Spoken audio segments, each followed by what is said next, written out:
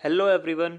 जो आज का हमारा टॉपिक होने वाला है वो है केमिकल काइनेटिक्स के अंदर असर्शन और रीज़न टाइप के क्वेश्चंस। जितने भी हमारे पास क्वेश्चंस हम डिस्कस करने वाले हैं वो सारे के सारे हमारे होंगे लेटेस्ट सीबीएसई पैटर्न के ऊपर।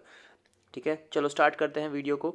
तो हमारे पास आपको पता होना चाहिए कि जो हमारा क्वेश्चन है उसको आंसर कैसे करना है। तो हमारा ए, बी, सी और डी आपको आंसर करने हैं। कैसे करना है हम ऑलरेडी प्रीवियस वीडियोस में डिस्कस कर चुके हैं। अगर आपने हमारी पहले वीडियो नहीं देखी है तो हमारे चैनल पर विजिट करके आप हमारी पुरानी वीडियोस देख सकते हैं और हमारे बाकी चैप्टर्स के भी असर्शन और रीज़न वहाँ पे अवेलेबल है।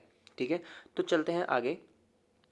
फर्स्ट क्वेश्चन हमारे पास आता है, क्या आता है? Hydrolysis of methyl ethanoate is a pseudo first order reaction. Okay, तो बच्चों हमारे पता है कि सूडो फर्स्ट ऑर्डर रिएक्शन कौन सी होती है। सूडो फर्स्ट ऑर्डर रिएक्शन हमारी वो होती है जिसके अंदर हमारे पास मोलिकुलैरिटी हमारे पास होती है 2 और हमारे पास ऑर्डर होता है क्या, 1। तो ऐसी रिएक्शंस क्या होती हैं, सूडो फर्स्ट ऑर्डर रिएक्शन कहलाती है।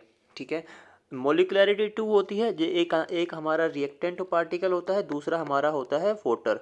जो वोटर हमारे पास होता है वो हमारे पास एक्सेस क्वांटिटी में प्रेजेंट होता है, तो हम ऑर्डर के अंदर वो काउंट नहीं होता है। ठीक है, अब देखते हैं रीजन इसको क्या दिया हुआ है। रीजन हमारे पास दिया हुआ है कि water is present in large access and therefore it's concentration is remain constant through out the reaction. Okay बच्चों, हमने यही पढ़ा है। ठीक है, तो हमारे पास असर्शन सही है, हमारा रीजन भी सही है और रीजन हमारा एक्सप्लेन कर रहा है असर्शन को, तो हमारा आंसर क्या आ जाएगा, ए। चलो आगे चलते हैं। नेक्स्ट क्वेश्चन हमारे पास क्या है, देखो बच्चों, order of a reaction can B zero. ये हमारे पास असर्शन आया हुआ है कि जो ऑर्डर है वो हमारा जीरो हो सकता है, बिल्कुल हो सकता है। इसके अलावा हमारा ऑर्डर नेगेटिव हो सकता है, ठीक है, और पॉजिटिव भी हो सकता है। ये हमारी प्रॉपर्टीज होती हैं किसकी, ऑर्डर ऑफ द रिएक्शन की। अभी हम इसको डिस्कस नहीं करते हैं। ठीक है, हमारे पास सिर्फ इतना दिया हुआ है कि हमारे पास जो ऑर्डर है वो रिएक्शन का जीरो हो सकता है, हमारा हो सकता है, इसका मतलब असर्शन हमारा सही है। ठीक है, आगे चलते हैं। आगे हमारे पास दिया है रीजन, हमारा एक्सप्लेन किया गया है कि in case of heterogeneous catalyst, the reaction becomes independent to the concentration at high concentration of the reaction। ठीक है बच्चों, क्या दिया हुआ है कि हमारे पास हेट्रोजीनियस कैटलिस्ट हो रहा है। सपोज करो हमारे पास एक सॉलिड पार्टिकल है, इसके अंदर हमारा गैस आकर के एडजॉर्ब हो रहा है। ठीक है, एडजॉर्ब होगा तो एक बार पूरा का पूरा सरफेस कवर हो गया, तो हमारे पास जो रेट ऑफ एडजॉर्प्शन हम बोलेंगे या रेट ऑफ कैटलिस्ट जो हमारा हो जाएगा वो क्या हो जाएगा, इंडिपेंडेंट हो जाएगा। बच्चों समझ में आ गया? तो एक बार पूरा सरफेस कवर हो गया। आप लोगों ने देखा होगा जब हमारे पास क्या होती है, मेटल हमारा होता है कैटलिस्ट की तरह काम करता है। हम यूज़ करते हैं प्लेटिनम वगैरह, तो क्या होता है इसके ऊपर गैस आकर के एडजॉर्ब होती रहती है। ठीक है, रिएक्शन में करने के लिए। तो एक बार पूरा सरफेस कवर हो गया, उसके बाद क्या होगा, अब हमारे पास इंडिपेंडेंट हो जाएगा वो कंसनट्रेशन ऑफ रिएक्टेंट के। ठीक है बच्चों, सही है। तो हमारा ऑर्डर क्या हो जाएगा, जीरो हो जाएगा। जब हमारे पास इंडिपेंडेंट हो गया कंसंट्रेशन ऑफ रिएक्टेंट, तो ऑर्डर हमारा क्या हो गया, जीरो हो गया। तो हमारा रीजन एक्सप्लेन कर रहा है असर्शन को, तुम्हारा आंसर क्या आएगा, ए। आगे चलते हैं, हमारे पास आता है क्वेश्चन नंबर 3। देखो क्या दिया हुआ है, catalyst increase the rate of reaction. बिल्कुल सही बात है बच्चों, हमें पता है कि कैटलिस्ट हमारा रेट ऑफ रिएक्शन को इंक्रीज करता है। उन्होंने रीजन में एक्सप्लेन किया, the catalyst increase the activation energy which in turns increase the rate of reaction. क्या ऐसा होता है बच्चों? ऐसा बिल्कुल भी नहीं होता। होता क्या है, हमारे पास जो रिएक्शन का डायग्राम आता है वो क्या करता है, एक रिएक्टेंट की एनर्जी हमारे पास होती है और यहाँ पे हमारा आता है प्रोडक्ट। ठीक है, जब हम क्या करते हैं, कैटलिस्ट डाल देते हैं, हम क्या करते हैं, कैटलिस्ट डाल देते हैं, तो हमारी जो एक्टिवेशन एनर्जी होती है ना बच्चों, वो हमारी क्या होती है, कम हो जाती है। देखो पहले हमारे पास इतनी एक्टिवेशन एनर्जी है, ठीक है, और हमारे पास कैटलिस्ट डालने के बाद हमारी एक्टिवेशन एनर्जी इतनी हो गई, ई ए डैश हो गई। पहले हमारे पास कितनी थी बच्चों, पहली थी हमारे पास ई ए। ठीक है, ग्राफ से देखने को पता लग रहा है क्या, जो ई ए डैश है वो क्या है, कम है ई ए से। एक्टिवेशन हमारी कम हो गई। जितनी एक्टिवेशन एनर्जी कम होगी, रेट ऑफ रिएक्शन उतनी ज़्यादा होगा, और हमारे पास कैटलिस्ट काम करता है एक्टिवेशन एनर्जी को कम करने का। तो इसका मतलब हमारा रीज़न क्या हो गया बच्चों, हमारा रीज़न हो गया गलत। ठीक है, तो हमारा आंसर क्या आएगा, सी आएगा।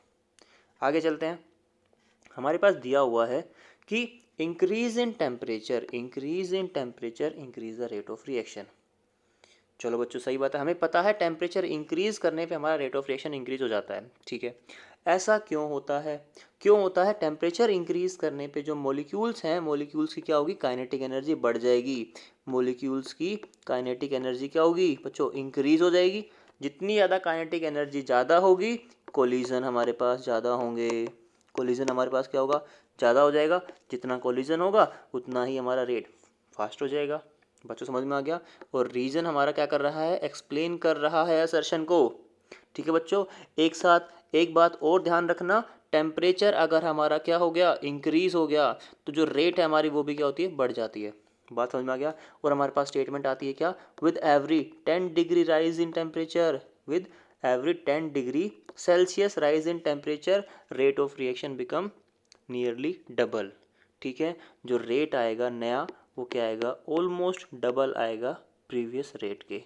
बच्चों ये हमारे पास स्टेटमेंट आती है, ये बातें ध्यान रखना, इसके ऊपर डायरेक्ट हमारा न्यूमेरिकल भी पूछा जाता है।